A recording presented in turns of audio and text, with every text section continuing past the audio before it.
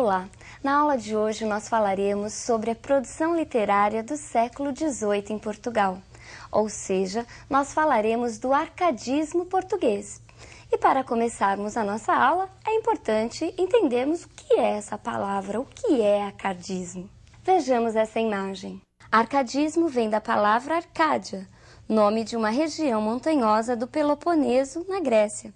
Essa região era considerada, no plano mitológico, como o lugar de morada dos deuses, e no plano real, Arcádia era uma região habitada por pastores, que, além do pastoreio, dedicavam-se à poesia. Mas você deve estar me perguntando, Edna, qual a relação disso com a literatura?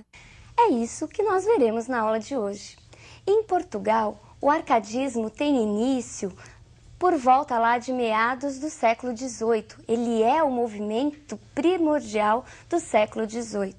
Ele começa com a fundação da Arcádia Lusitana e se estende até 1825, quando nós temos a publicação do poema Camões, de Almeida Garré, que marca o início do romantismo em Portugal. O contexto histórico do arcadismo é um contexto muito importante, é um contexto de muitas transformações.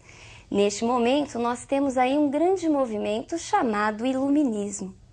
Iluminismo, como o próprio nome já sugere, é um movimento que tem por objetivo iluminar, clarear os valores e as verdades do período. Mas essa iluminação sob a luz da ciência e da razão. Tudo isso, de alguma maneira, acaba se refletindo na produção literária do período. No arcadismo, nós conseguimos, muitas vezes, aquilo que o barroco sempre se propôs, a fusão entre fé e razão. Neste momento, nós temos o surgimento das Arcádias. E o que foram essas Arcádias?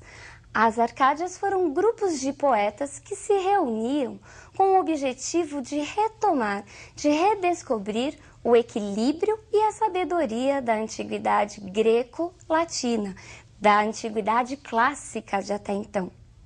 A Arcádia Lusitana representou principalmente um movimento de rebeldia contra os valores barrocos. Vejamos o símbolo dessa Arcádia.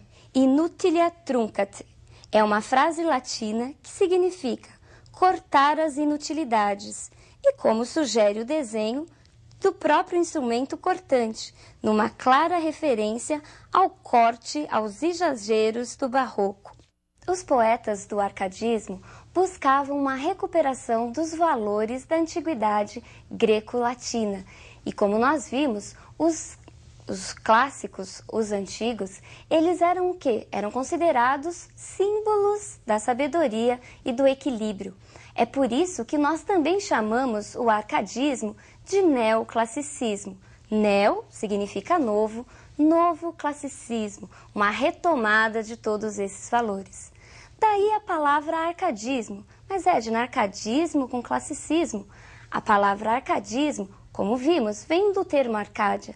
E a Arcádia, morada dos pastores, era o sinônimo desse equilíbrio, dessa tranquilidade, dessa vida em contato com a natureza. Por isso, os poetas do arcadismo muitas vezes adotavam pseudônimos ligados à vida bucólica e ao pastoreio.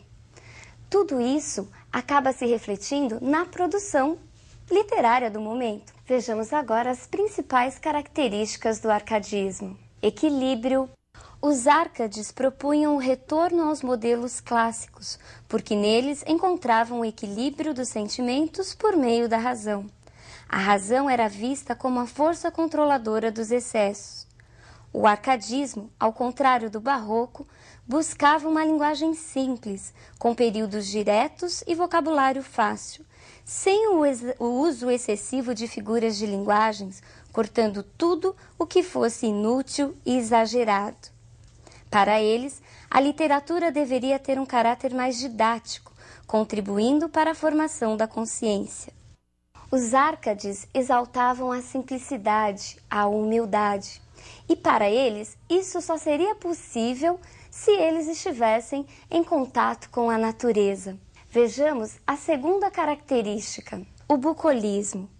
Inspirados pelo preceito do poeta latino Horácio, Fugere Urbem, fugir da cidade, da civilização, os Árcades acreditavam que somente no contato com a natureza, com o locus amenus, lugar ameno, o homem poderia alcançar o equilíbrio, a sabedoria e a espiritualidade. Numa época em que acontecia o crescimento das cidades, principalmente impulsionado pelo grande e acelerado desenvolvimento industrial, os Árcades pregavam um retorno à vida no campo, um retorno ao contato com a natureza. Daí serem frequentes os temas relacionados à atividade pastoril e à natureza. É importante notarmos que a natureza para o Árcade não era uma natureza realmente, ela era artificial. Os Árcades continuavam nas cidades, nos grandes centros, e usavam a natureza apenas como uma moldura para suas composições. Neste período, é importante falarmos no fingimento poético do arcadismo, considerado aí por vários estudiosos. Passemos agora a outra característica deste período. O convencionalismo corresponde às frases feitas, aos clichês, aos lugares comuns.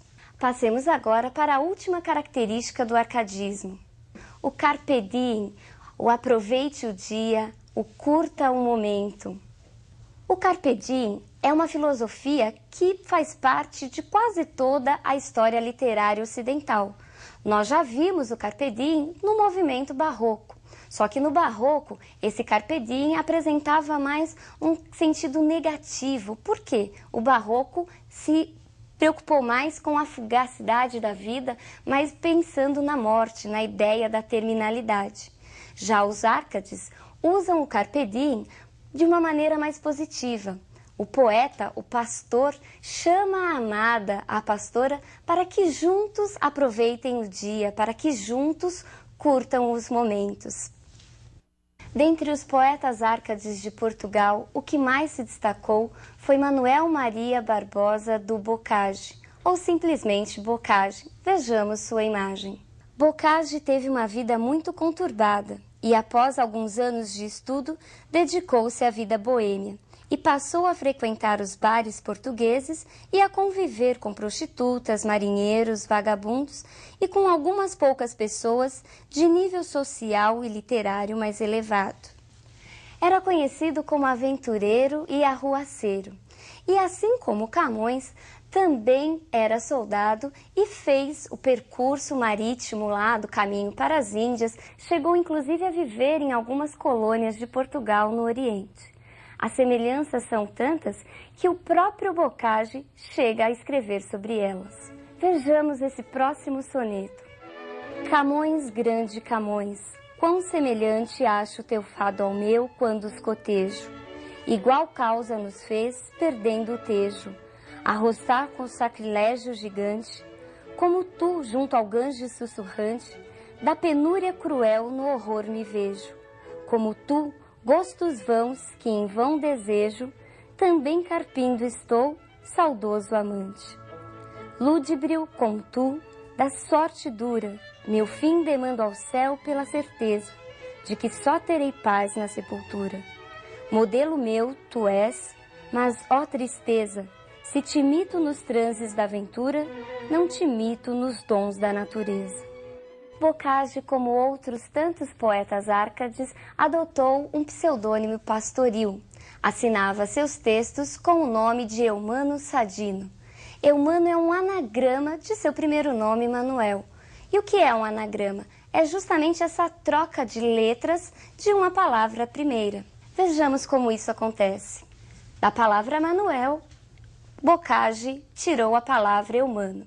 E Sadino é uma referência ao rio Sado, que corta a cidade de Setúbal, onde o poeta nasceu. Os estudiosos costumam dividir sua obra em dois momentos, um momento lírico e um momento satírico. Sua poesia lírica se mostra presa aos preceitos, aos valores do arcadismo. Aparecem em seus textos os pastores, as pastoras e as cenas naturais. Boccaccio também se dedicou à poesia encomiástica, aquela destinada à bajulação das pessoas importantes de seu tempo. Conta a história que Boccaccio viveu meio que dependente das pessoas da corte, assim como faziam os bobos na Idade Média. Sua sátira é uma sátira direta, voltada não só para as pessoas de sua época, mas principalmente para o absolutismo, quer seja ele político ou religioso. Boccaccio chegou a criticar até os seus próprios colegas Árcades. A sua poesia erótica é uma poesia que foi muito censurada em seu tempo e até hoje poucos manuais trazem essa poesia. Essa poesia é marcada por uma linguagem direta, maliciosa, trazendo muitas vezes cenas de atos obscenos. Mas é como um poeta pré-romântico, como um poeta contrário ao convencionalismo, à pouca expressividade do período anterior, e desse arcadismo também, é que Boccaccio se destaca. Em seus textos, muitas vezes as cenas pastoris são substituídas por expressões e sentimentos negativos. Vejamos agora um desses textos que mostram esse novo Boccaccio, um Boccaccio pré-romântico. Sobre estas duras cavernosas fragas, que o marinho furor vai carcomendo, me estão negras paixões n'alma fervendo, como fervem no pego as crespas vagas.